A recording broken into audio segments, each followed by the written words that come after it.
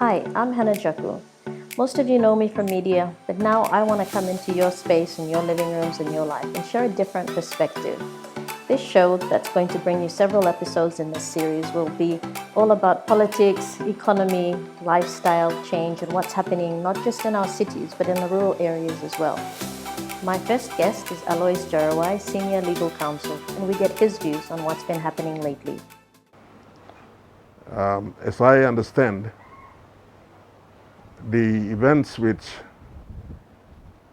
took place with the savage, uncivilized brutality with which victims had suffered, irrespective of who they supported, at the counting center at the Sir John Guy Stadium, can by no means be condoned. And right across the board, the responsibility and perhaps blame may have to fall squarely on both those in office who have the responsibility to conduct free, fair, and democratic elections, as those who seek office through that process with their supporters. And such savagery and uncivilized conduct must be condemned at the highest serious level. Now, having said that, there have been some queries about the responsibility of the incumbent government during the period of the general elections, and whether they have the executive powers to take charge of the situation, not only this situation, but every other situation in the ordinary course of governance during the period when it would appear many people, many members of the public sometimes refer to the government during the national elections period as a caretaker government. There is no such thing as a caretaker government. The government currently in place with the incumbent Prime Minister, Honorable James Marape, is the government legitimately in office until the return of the writs, the first meeting of the Parliament, and soon after the election of the Speaker, and the process goes then on to the next first business of the first Parliament after a general elections, which is the election of the Speaker, and then the next order of business is the election of the Prime Minister. That is when Mr. Marape effectively no longer is the Prime Minister of this country. Until then, he has the full executive powers, and perhaps with a commission of ministers in what you could call a caretaker cabinet, with full powers to be exercised, for instance, in relation to the questions of whether a state of emergency should be declared for the National Capital District and its surrounding adjoining provinces, including Gulf and Central provinces. The call out of the military must be exacted only in accordance with the powers of emergency. Under the provisions of the Constitution relating to a state of war, which also includes threat to national security by the kind of activities which can be described as very warlike, with injuries and loss of lives and damages, and the fear instilled in the population, is tantamount to a threat to national security. And this is an occasion or an event that justifies the exercise of the executive powers to first declare a state of emergency. And because we are in the transiting period from the counting of the votes to the return of the writs and the formation of the new government, a state of emergency exacted by the national executive can remain valid for 3 months The requirement of the Constitution is that a declared state of emergency by the National Executive can only remain in force for only 3 months, and then it must be presented to the Parliament for the Parliament to either endorse and continue it or to revoke it. The kind of expressed dissatisfaction by the public just amounts to a description that I had hoped in my entire lifetime not to hear, which is that this probably is one of the worst general elections ever conducted or ever held in this country. And everyone must understand one primary principle of democracy. That primary principle of democracy hinges on the democratic elective process in installing a government. To not follow this will result in the loss of our democracy and the loss of our freedoms. And this is espoused under Section 50 of our Constitution. The right to stand for public office and the right to select by election, mainly elective process, persons to public office who then hold it for the tenure that is determined under our Constitution. Now, to abuse this process is to undermine the very tenet of democracy. And if the people of Papua New Guinea cannot fully comprehend the seriousness of any action that undermines the very democratic nature of our government and to give up all our freedoms, which will not be available if this democratic system does not exist through our Constitution, it will be a disaster for each and every one of us and for the future generations to come. You begin by defending and protecting this process, and that begins with elections. And what we have been experiencing is, to say the least, very, very alarming and very dangerous to the very democracy we enjoy. Now, the elections process in 2022 had shown, for instance, the common roll to be defective in major two aspects. The first aspect is that those whose names have been on the common roll who are not dead yet do not find their names anymore on the common roll for the particular local level government or the suburb in which they reside, and the constituency or the electorate in which they reside.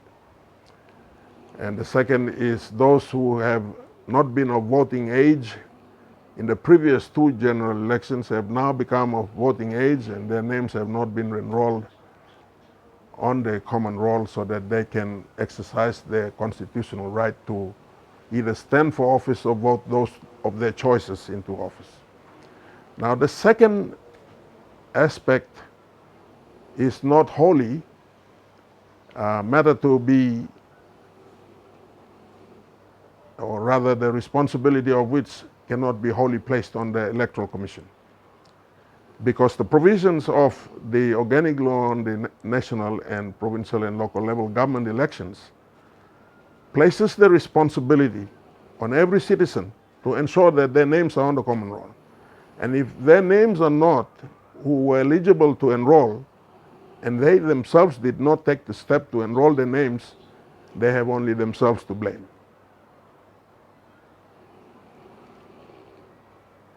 Whereas on the other hand, those who are eligible to vote and living, whose names have been in the past common rolls and they have participated in the elective process and found themselves in 2022 with their names not on the roll, then something's terribly wrong.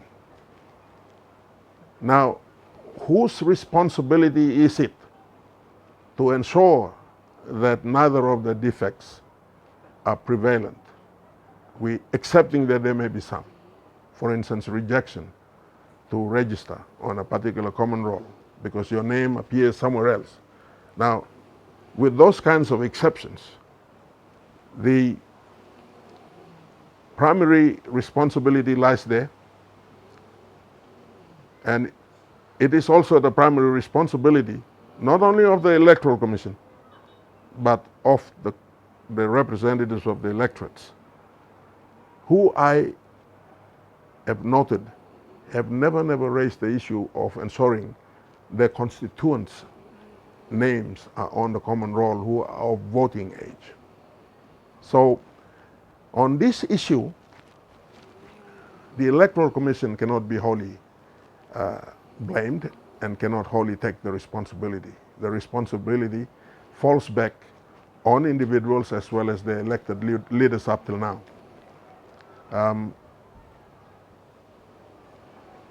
So let it be a warning that those who want to ensure that in the coming local level government elections, after the national elections, they want to exercise the constitutional right, make sure you go and enroll your name, register yourself on the common roll.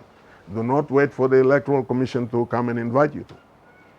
Go to the Electoral Commission office in your province, and if there are any in your districts, go there, ask to apply to enroll your name. And if you don't, and you miss out on voting or standing for public office, you have yourself to be blamed. So keep that in mind, public of Papua New Guinea. Now, the other aspect that is really alarming with regard to the candidacy, including those who contest as independents, as well as those who contest within parties, I have noted, and that really requires the public's attention to hold their elected leaders after these elections to answerability.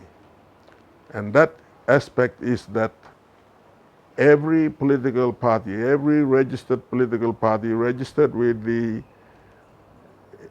Registry of the Integrity of Political Parties and Candidates must be held accountable to free, fair, democratic elections from here into the future if we are going to have any hopes in the preservation of our democracy. And that must, I believe, in my view, in any event, must be made a duty, a legal duty, if necessary by amendment to the relevant provisions of the organic law on the integrity of political parties and candidates, that they must hold themselves, their non-parliamentary executives, and their candidates to accountability of their actions.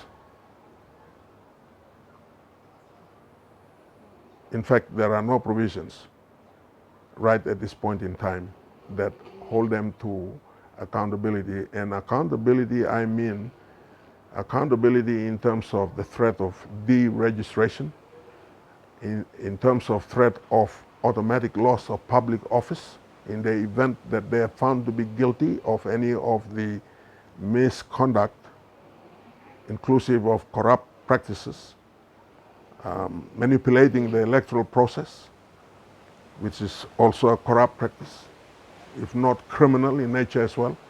All of these individuals and party, registered parties, once they have endorsed candidates who must be deemed to be members of the party, must be held accountable for all of this. And I think it's timely to call for a very wide review of the election laws and the processes provided for under the current election laws.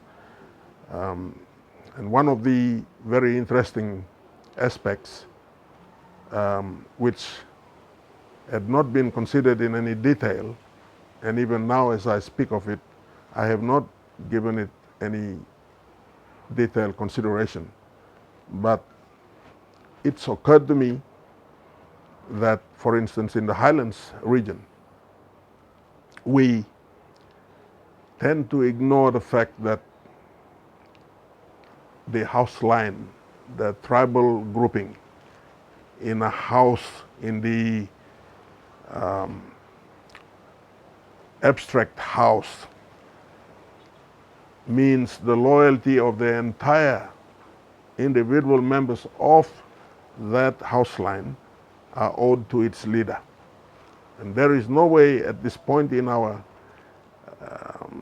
socio-political development that we can break that yet, and we know that.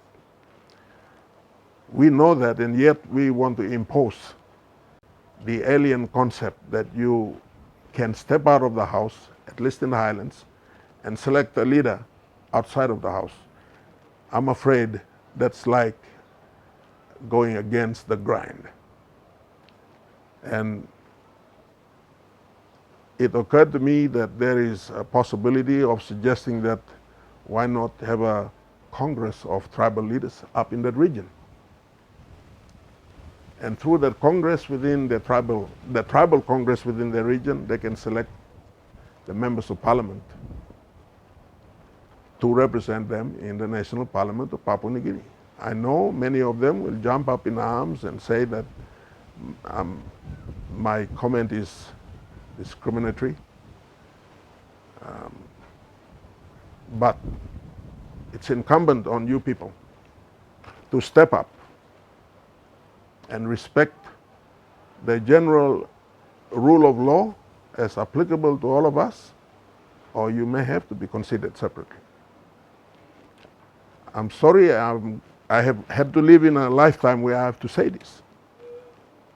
But have respect for the rule of law, or we will not allow you to drag us down with you. And our next guest is Peggy Maha, longtime resident of Port Moresby, mother, taxpayer, career woman, and more. I remember things like the Port Moresby show and giant Pepsi cups and these big crowds of people that were just enjoying what was happening at the show, and there wasn't any violence, there wasn't any, threat to your safety.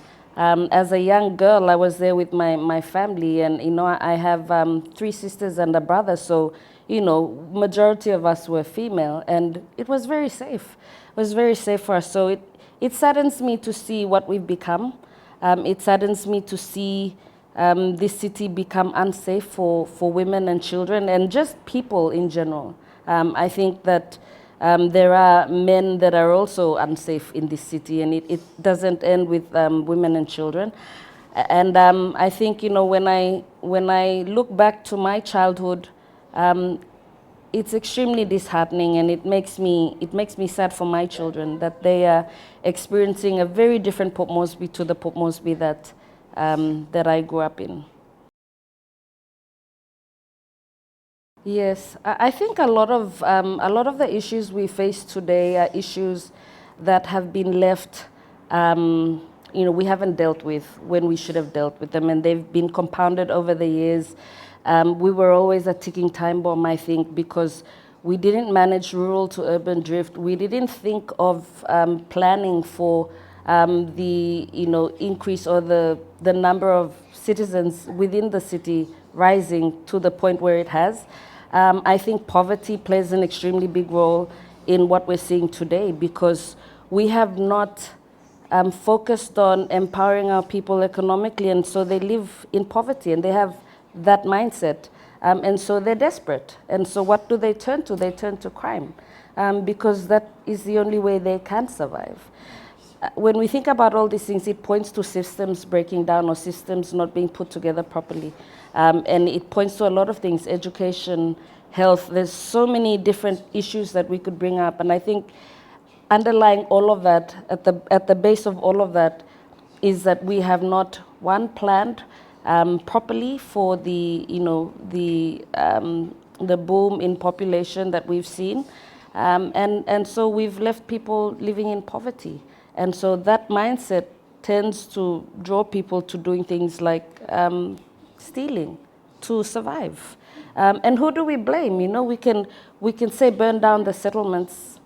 We can say, get rid of these people, repatriate them. When you think about it rationally, this is the capital city of our country. It belongs to everybody.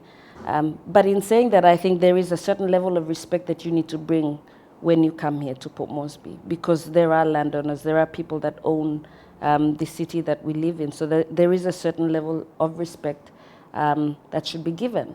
And I think that's missing. I think the rule of law has just been ignored completely. And I think that points to a lot of different things. But as I said, we haven't given people a reason to believe in the leadership that we have today. And they're not economically empowered. They struggle. They live from pay packet to pay packet, a lot of them. Some of them turn to informal market to try to survive. So when you have people that are struggling, that are living in poverty, you're going to see this outcome.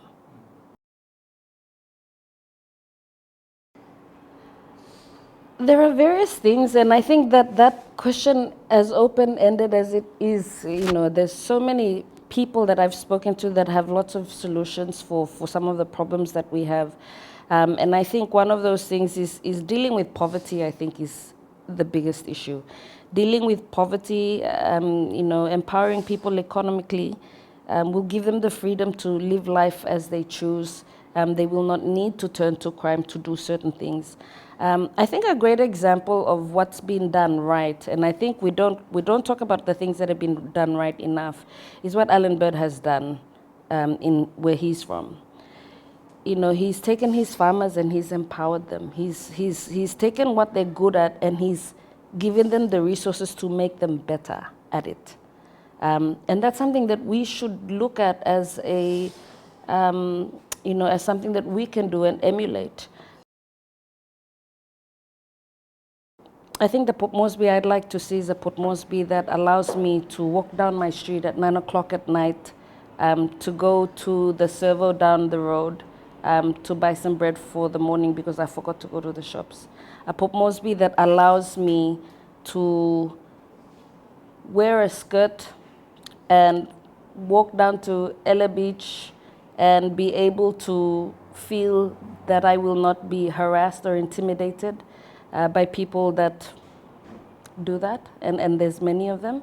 I'd like to be able to be free to be myself, and I'd like to be able to be confident that my children can go about their lives without fearing for their own, right? For their own lives. So that's the Port Moresby I'd like to see. The Port Moresby I'd like to see brings all people together, all provinces together in our capital city, working or doing whatever, but living peacefully in harmony with a common purpose, and that is to bring about the progress that this country needs to see. And Port Moresby should be the benchmark for the rest of the country. We are the capital city. So we should be the benchmark for all of those things. And it should be, we talk about things like regionalism, and those things also contribute to what we're seeing today. And I think what everyone needs to understand is that Port Moresby is a place where we should all be able to come together as Papua New Guineans, to live peacefully, to have a common purpose, to be working together for a common goal. And I think that factor is missing. I think we have had issues where, because of the increase in settlements that you see around Port Moresby and the rural to urban drift that we see, we haven't been able to control that. We haven't been able to provide jobs for all these people. And so you see people living in poverty in these settlements. And this is where we've had all this crime start to get out of control. I made a comment yesterday. I said, this is anarchy. These people are lawless. They do not care that there are laws to this land. They are chopping each other up on the streets in broad daylight without a care in the world. That shows us that we have a really, really big issue. And we've been tumbling down this road where it was going to end up this way, and we've just let it go. We've just let it go. No one's done anything. And we're reacting after the fact, which should never have been the case. And I think that, people really need to think about this. We've already gone to the polls. We've already voted. And while we're saying it wasn't free and fair, we've already done what we needed to do. And so the stage is set for what is to come in the next 5 years. But I think that it is high time we stopped just talking about things. It's high time people started acting on their convictions. And I think the conviction to do something wherever you are, in your workplace, in your community, in your home, if you're convicted to speak out, speak. Because if you don't, this festers and this continues to grow and this becomes a bigger problem. And it's not a bigger problem for us, it's a bigger problem for our kids and the generations after. So if we don't start to act now, we contribute to the problem by doing nothing. And thank you to both my guests, Peggy and Alois. Next week, we talk to someone from the government sector and the business circle.